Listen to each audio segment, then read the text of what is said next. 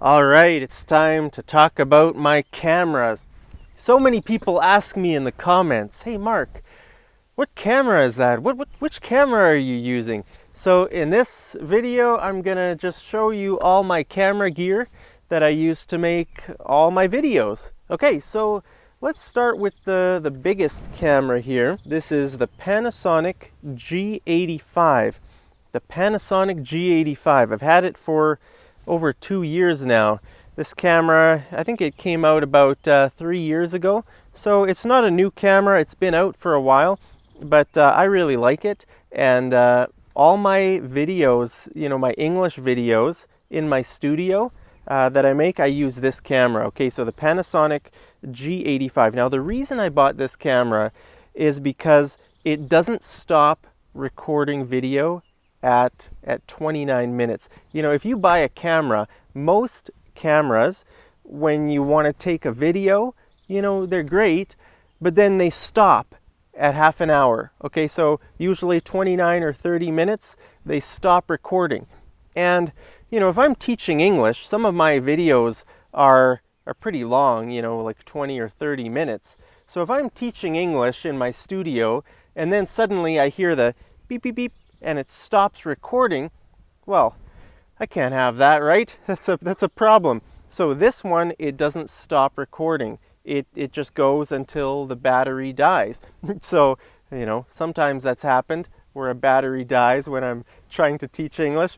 But no, it's actually pretty good. It's got pretty good battery life as well.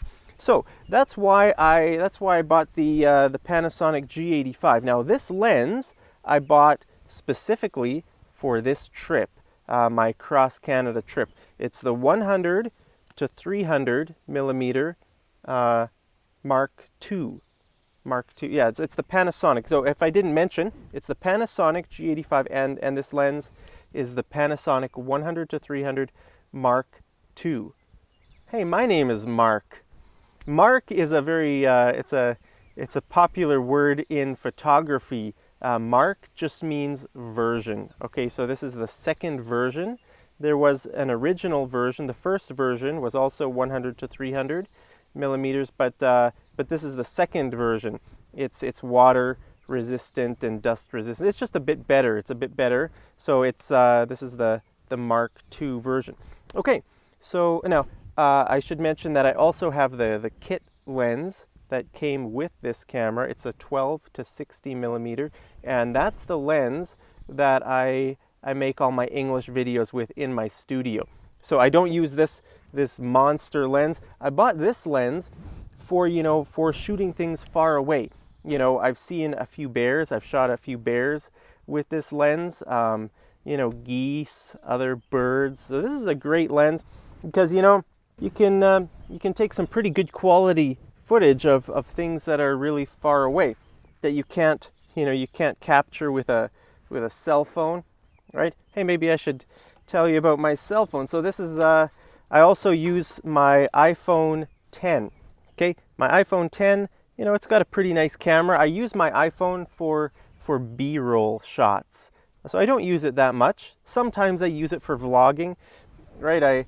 I make a video like this. Sometimes, not usually. Usually I just use this for B-roll. B-roll means secondary footage, right? So if I'm like beside a river, I might just take out this camera, and then in the video when I'm talking, I might put some other footage on top of that so you can see, a nice river or, I don't know, mountains or something like that. I do use my cell phone, not too much, but I do use it a bit, and it's the iPhone 10.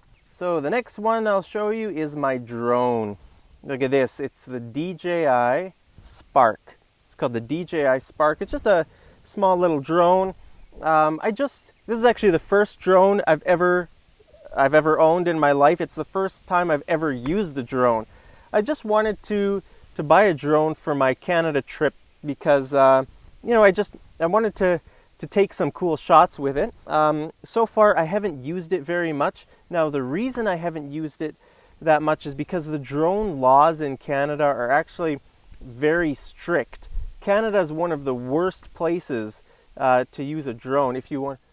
Whoa, just saw some huge birds. I've never seen birds that big before. Wow. What camera am I going to use? I should have taken out my camera to take a picture of the birds far away. Oh, I missed them. I missed them. I wasn't fast enough. This would have been a perfect lens for that. Those looked like dinosaur birds. Wow. Those birds must have had a wingspan of like that big. I hope they come back so I can take a picture of them. Man, right now I'm in Drumheller Valley here in Alberta, going across Canada on my trip, and this valley is famous for dinosaurs. Dinosaurs used to live here, and I'm looking at those birds. Wow, are those birds or are those dinosaurs? Those are huge. I can still see them way off in the distance. You know what? Maybe I can get a shot here. Let's see. Oh, they're so far away, but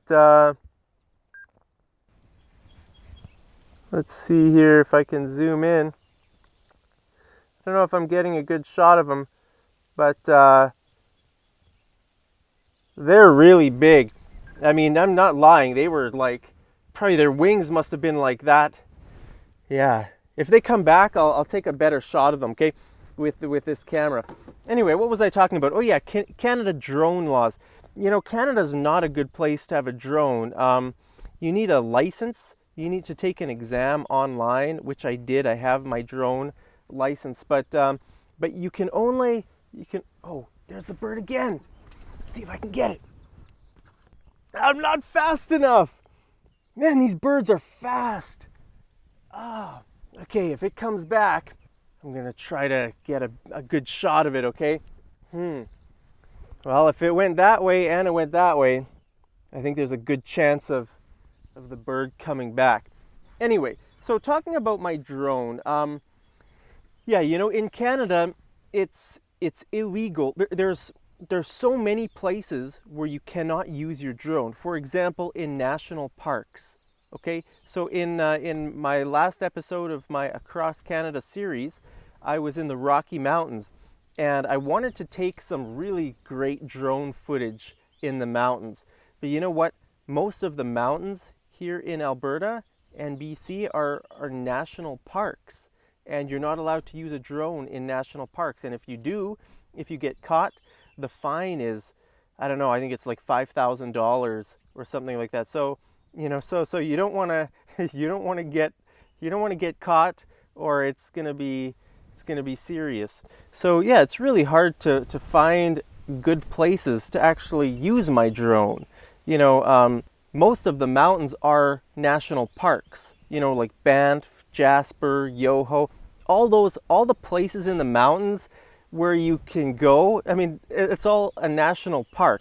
So that's a bit frustrating, and I don't want to get a $5,000 fine. So yeah, I haven't been using my drone. I have something in my hair. Feels like something's crawling on my head. Anyway, so that's why I'm not sure how much I'm going to use my drone, you know, on my trip. I hope I can use it, you know, get a little bit better at using a drone, but I just wanted to try. Maybe in the future I can take this drone to another country where, you know, they don't have such stringent drone laws, and I can fly my drone. I don't know, maybe Thailand or Vietnam. That would be awesome. Take some great footage over in one of those countries. Anyway, so I have, you know, I'll show you some drone footage here so you can see what it looks like there. Okay, so we've talked about my G85 with the 100 to 300 millimeter lens. We've talked about my iPhone 10 and my DJI Spark. Now, I think the camera most people are interested in is this guy right here.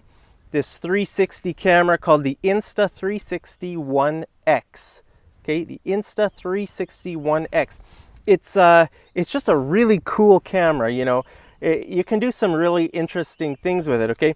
So basically, this camera is a 360 camera. So you just turn it on and you start capturing video. You can take pictures as well, but when you capture videos or pictures, okay, you just turn it on and then it's recording. It's recording everything. Okay, then afterwards, you can move the footage from the camera to your cell phone or your iPad or something, and then you can choose what you want to see. Like first you have to install the Insta360 app on your phone, which I have, or I do it on my iPad. Okay, so then you're seeing the footage, and then you can look around and pick a point that you want to like focus on, right? And then if you get bored of that, you can change that to another point. Okay, so you can like move around. You can decide what you want to look at after you've taken the footage, right? Like for a normal camera, right? For your cell phone, if I want to look over there, I have to point my camera that way. If I want to look over there, I have to point my camera that way. Whereas with this camera, the 360 camera, you don't point the camera. You just hold the camera. And then then you point, right? So it's sort of a strange idea if you've never used one of these cameras before, but they're really cool. You can do a lot of cool things, you know. So I have it here on a selfie stick. I can move this stick out really long and take some cool shots of myself or of other things. Like when I was on the ferry, I took some cool videos with this when I was crossing the ferry. It almost looks like you have a drone following you around, because you know, if you have it on a pole like this really far away, you sort of think, wow, does that guy have a drone following him or something? So if it looks like drone footage in some of my videos, it's probably with this camera. I use this camera a lot more than my drone. But I mean, if I use my drone and I'm like over some trees, well then it's obvious that I'm using my drone. Okay, so that's what this is, the Insta360 One X. Now I have my SUV, right? In some of my shots, I put this camera up through the sunroof in my SUV, and I get some cool highway shots, or wherever I'm driving. So that's with this camera up through the sunroof in my SUV. Okay, now I have two more cameras I want to tell you about. I'll just unclip my GoPro from there. So my GoPro 7 is one of those cameras. Now the other camera I have is actually in here. Now this is also an Insta360 One. This is the old version. This is the first version here.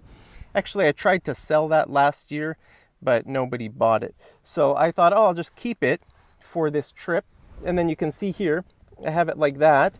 And then anytime I'm driving, if I want to talk while I'm driving, I can turn on this camera. Or if I'm capturing, a scene like driving onto the ferry, right, when I was over in BC, then I use this camera here.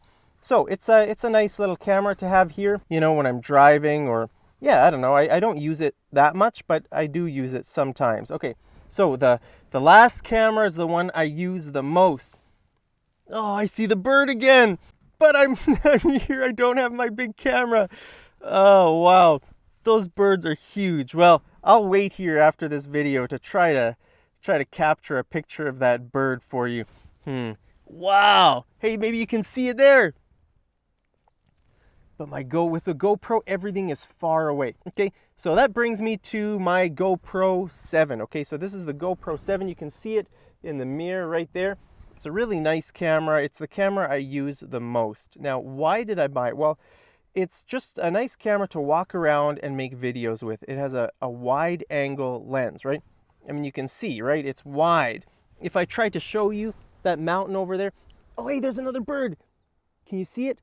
Like, you probably can't really see it in the GoPro because the GoPro is wide angle. It's for things like this, right? You just turn the camera on and you start talking. So anytime you see me just walking around making a video, I'm probably using this camera right here, the GoPro Hero 7. It's just a nice small camera. You can put it in your pocket. You can go for a walk, a hike or something, and then just take videos as you go along. It's got pretty good battery life, and it's waterproof. Okay, so if it's raining, you can just walk around. So I really like that. None of my other cameras are waterproof, but you can take this camera swimming. You don't need any special case or anything like the old GoPros. You used to have to, buy a special housing to keep the camera, safe from the water. Well, this camera is waterproof. So I really like that. Also, you can take time lapses with this camera. So this camera can do basically everything. It's just sort of an all-around camera. So that's why I use it the most. It's the GoPro Hero 7, there it is. And I've got the Insta360 and just review all my cameras. Oh, I should mention that I use a MacBook Pro to edit my videos, and the software I use is called Final Cut Pro. Okay, so I use Final Cut Pro on a MacBook Pro to edit my videos. Okay, so there you have it, the Panasonic G85, the Insta360 The other one is also the Insta360 without the X. And I've got my drone, and I've got my iPhone 10. Well, I think that wraps it up for this video. Hey, if you guys have any questions, leave your questions down there in the comments. But I hope this answers your questions once and for all. Well, not for all, for 2019. You know, technology changes, and I really like photography. That's one of my hobbies. So I'm probably gonna maybe sell all this and buy new stuff in the future. We'll see, but maybe next year I'll make maybe every year I should make a video showing you all my camera gear. I'm sure next year I'll have some new gear because, yeah, technology moves fast. And some of my gear is a bit old, so I want to sell that and buy some new gear soon. Well, that's a video about my gear. I hope you guys found that helpful. I hope it answered some of your questions. Look at this nice river, just beside this nice river here in the Drumheller Valley. Well, I hope you guys are having a great day, and I'll see you over in the next episode of Mad English TV. Take care.